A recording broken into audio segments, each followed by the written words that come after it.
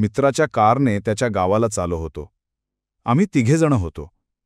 मागे बसलेला नितीन एक पुस्तक वाचून बाजूला ठेवले. मी विचारले, काय वाचत होतास?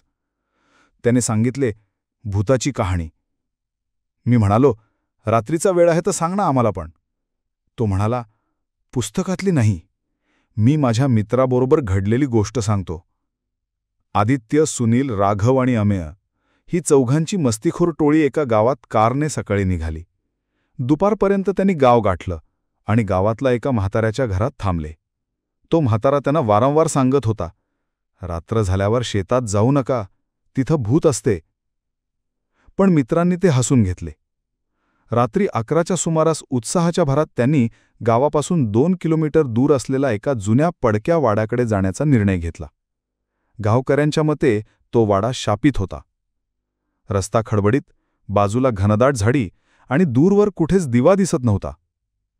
अचानक त्यांच्या कारचं इंजिन बंद पडलं. राघव उतरून इंजिन तपासू लागला.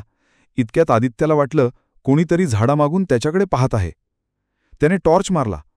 काळसर सावली दिसली, झपाट्याने हलणारी, मान न हलवता फक्त डोळे रोखून पाहणारी. अमेया थरथरत म्हणाला, हे काहीतरी आहे, आपल्याला इथून निघायला हवं.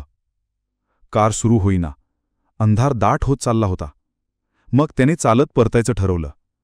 ते चालत असताना एका जुन्या झोपडीतून अचानक बाळाच्या रडण्याचा आवाज आला. गावात कोणी नव्हतं. झोपडीही रिकामी होती, पण आवाज येतच राहिला. सुनील आत डोकावायला गेला आणि जोरात किंचाळला, माझ्या मागे ती सावली उभी आहे. तो धावत बाहेर आला, पण त्याचे डोळे लालसर झाले होते, चेहरा पांढरट. तो काहीही बोलत नव्हता. तो जणू काही झपाटलेला होता. कसंबसं त्यांनी सुनीलला घेऊन पुन्हा गाव गाठलं. म्हाताऱ्याने लगेच हळदी निंबाच्या फांद्या व उडतानाच मंत्र म्हणत त्याचं झपाटणं उतरवलं. तो म्हणाला, तुम्ही त्या जागी गेला होतात, जिथे पूर्वी संपूर्ण कुटुंब जिवंत जळालं होतं. त्यांच्या आत्म्यांची ती सावली अजून तिथे भटकतीये. गावात परतल्यानंतरही सुनील पूर्णपणे बरा झाला नव्हता. तो अधूनमधून रात्री जागा व्हायचा आणि खिडकीबाहेर पाहत बसायचा.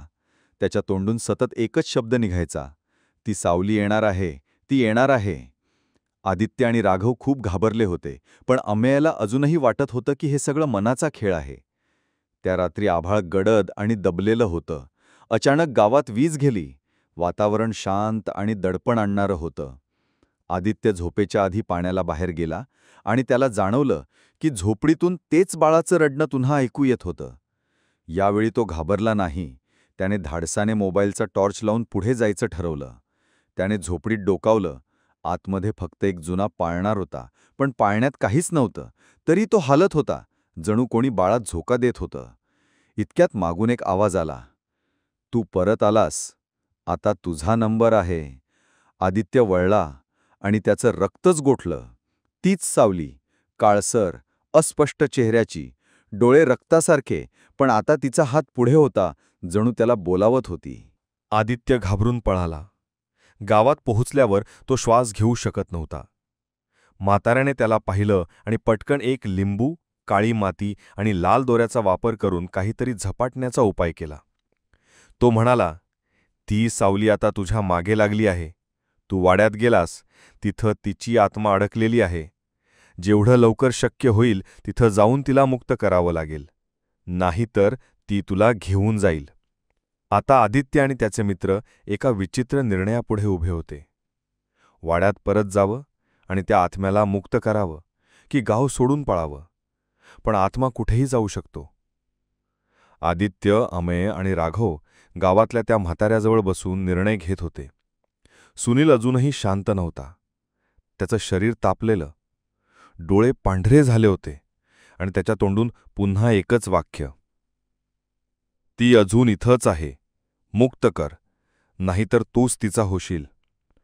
म्हाताऱ्याने एक चिठ्ठी आणि काही औषधी वस्तू दिल्या.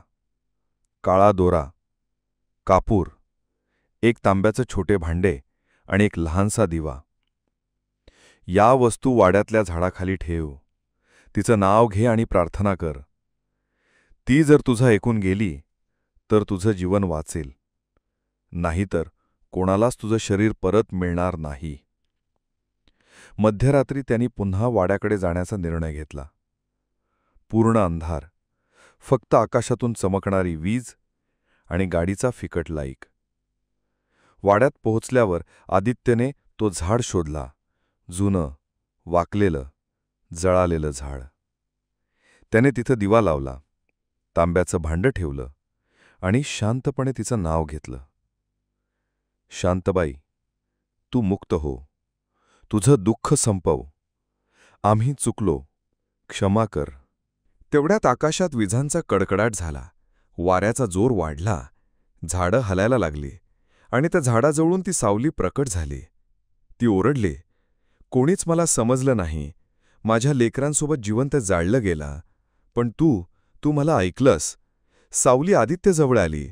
तिचा चेहरा अस्पष्ट होता, पण आता ती रडत होती. माझ्या लेकांचा आवाज का ऐकू येतो? त्यांना घेऊन जा, त्यांच्या आत्म्यांना शांती दे. आदित्यने तिच्या मुलांच्या नावे एक छोटी प्रार्थना केली. त्या वाड्यातल्या पाळण्याजवळ त्यांनी कापूर पेटवला. सावली त्याच्याकडे पाहत म्हणाली, तू खरा माणूस आहेस. आता मी जाते, पण लक्षात ठेव, प्रत्येक आत्मा वाईट नसतो. काही फक्त विसरले जातात. ती सावली हळूहळू झाडात विरघळली आणि आकाशात एक चमकती रेषा उमटली, जणू काही आत्मा स्वर्गाकडे गेला. दुसऱ्या दिवशी सकाळी आदित्य आणि त्याचे मित्र परत आले. सुनील आता पूर्णपणे बरा झाला होता. त्याच्या चेहऱ्यावर शांती होती.